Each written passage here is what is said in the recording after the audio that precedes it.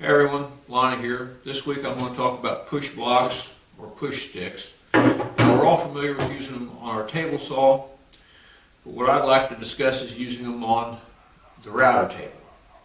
Now the router table is a handy piece of equipment, and during the silly season we find ourselves making a lot of small projects. Occasionally we want to round over an edge or put a particular design in a piece of wood. We find ourselves getting our fingers dangerously close to what we're working on. Now a full-size push block or even some of the push pads can actually blind you where you can't see, or creates a blind spot, I should say. What I'm going to do is make a few simple push blocks that have come in handy, easy to make, and super cheap. Now the best way to start this project is to remember a push block is simply something to save your fingers. Inevitably, you're going to get complacent or just make a minor mistake and it's going to bite the dust anyway. So, scrap wood is a good place to start.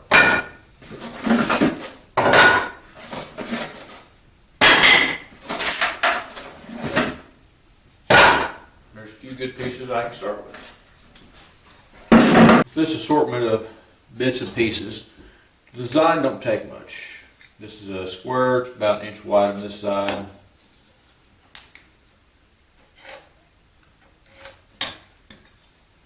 I'll just line her up over here, give me another inch. Nothing to it. That one will be easy to cut out. This will give me a couple of short blocks, and this will give me a push block.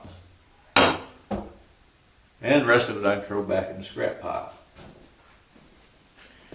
Now the only one of these that requires any real effort would be this little L, and it don't require much.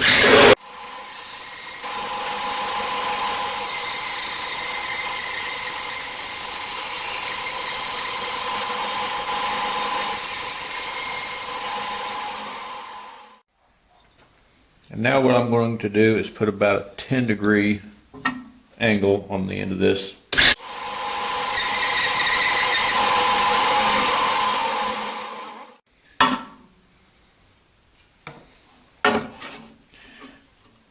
Now for my main push block.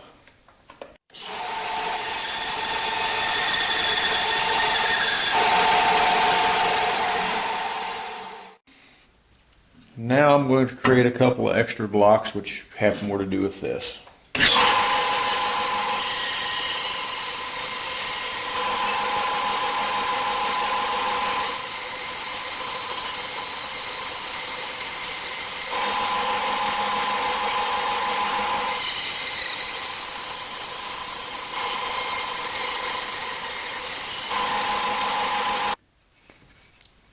And now this last piece, I need a couple of handles.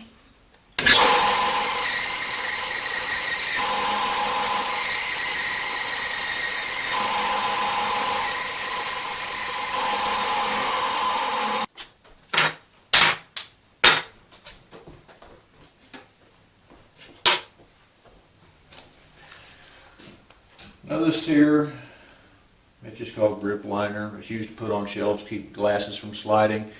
You can pick it up in parts stores to go inside toolboxes. It gets sold under a lot of different names. This one here came from Dollar General. It cost $1 for a roll.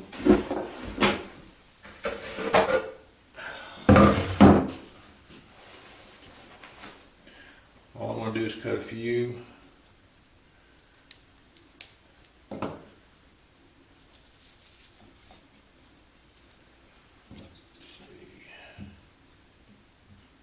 Fit on various parts of these blocks.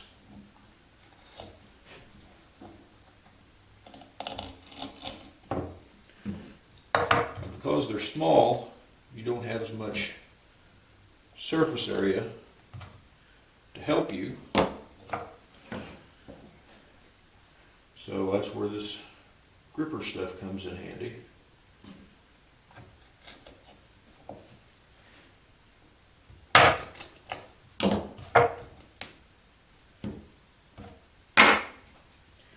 These, like I said, they're going to be for the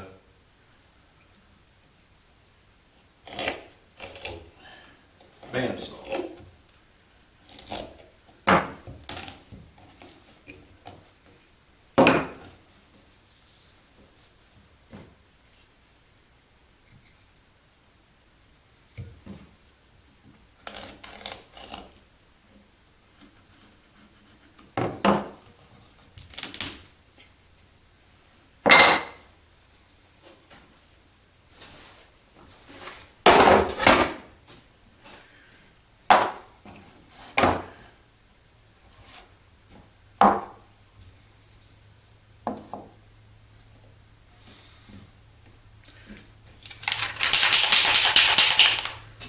Spray adhesive.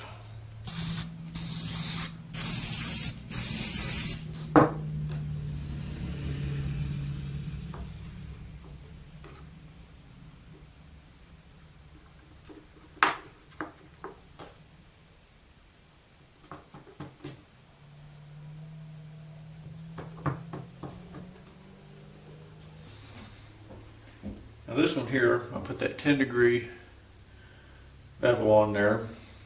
That way when I'm holding it, I actually tilt it back, and that lets me see right over the top of it at my work. This way I can hold an incredibly small piece of work securely while I'm trying to router off or shape one end of it. Now we just give that a little bit to cure out. Now these two here are going to be essentially just grab blocks for running little pieces through the bandsaw. Need some extra handles on them though. Now you notice I didn't put a lot of work, or basically no effort whatsoever, into making sure these things were perfect. These, as far as I'm concerned, are just disposable shop tools. A little bit of glue.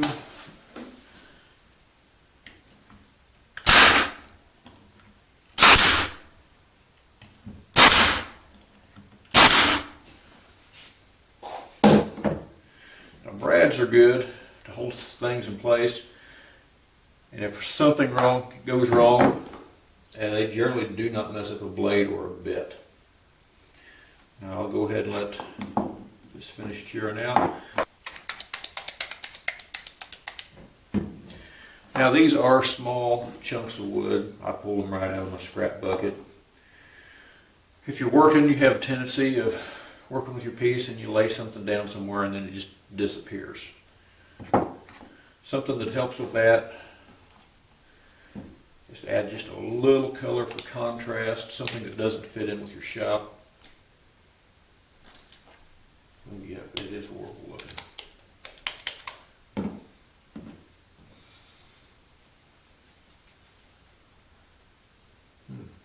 I'd say this paint's seen a better day. There we go. Now by far this isn't my favorite color, but it will stand out. That way when I lay it down, I should be able to easily locate it. Because no matter how small your shop is, somewhere in it, there's a pile of tools, nuts, and bolts that have just utterly disappeared. Now I don't paint the whole things. Now this is just craft paint. I don't know how well it'll stay on here. I'd hate to transfer it from my hands to my work. Alright, now let's let that dry. Alright, now here's the finished product. I found out that if my wife hates a color bad enough, she will come out and repaint it the color she does like. The only purpose behind the paint is just to make them noticeable. Now over here I have a second set. I like to make these in twos, that way if one gets damaged or destroyed, I don't have to quit what I'm doing and build another one. I've got one ready. But you can see, you could easily put those in a stack of pieces and lose them, especially during the silly season. When you're making a whole bunch of little parts, bright color just makes them stand out. Now using this piece here, I'm going to show you how to keep your fingers clear of your blade. Small piece.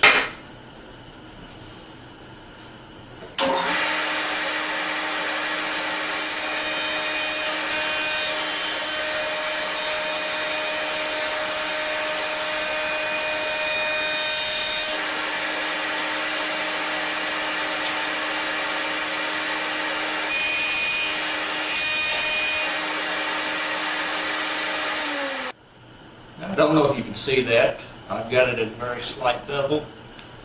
But on the same note, the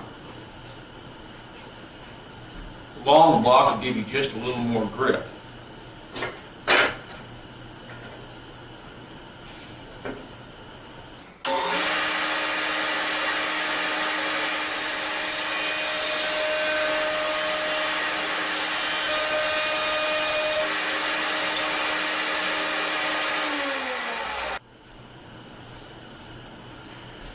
Now, both these pieces are made just for small parts.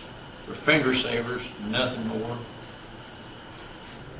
Now, you've seen this technique before. I mean, all it does is hold the wood. It just gets your fingers at a nice safe distance and gives you a little more support.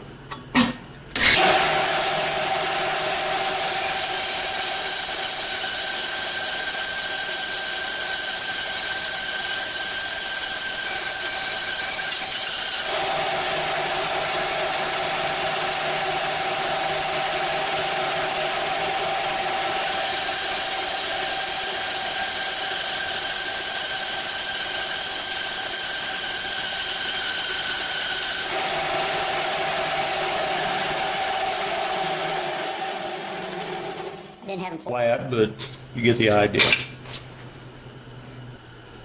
Well, there you have it. These kind of count as one tool, but 3 little tools, make them right out of your scrap bucket. Cost you nothing, they possibly save your fingers. This way you don't have to fight with that little part. Anyway, that's it for this week. Thanks for taking the time to watch, and please subscribe, and I appreciate any and all comments. Thank you.